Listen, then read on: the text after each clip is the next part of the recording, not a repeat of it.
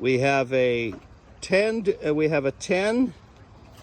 degree and a 6 degree counter, and you know, everything's a different thickness here, so we can't really shoulder off, you know, and come up straight. I got a day and a half into this corner. It's a 10 degree compound, and this is a 6 degree compound. You can see where we've cleaned up the surface to have that sit and get our pieces. So they're just cutting the next one. A little more. Little.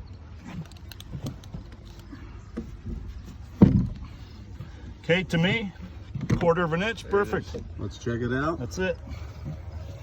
$1,000,000. $1,000,000. Nice. Good.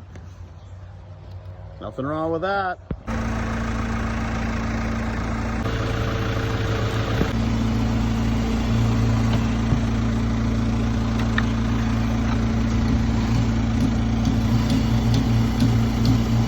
So not bad.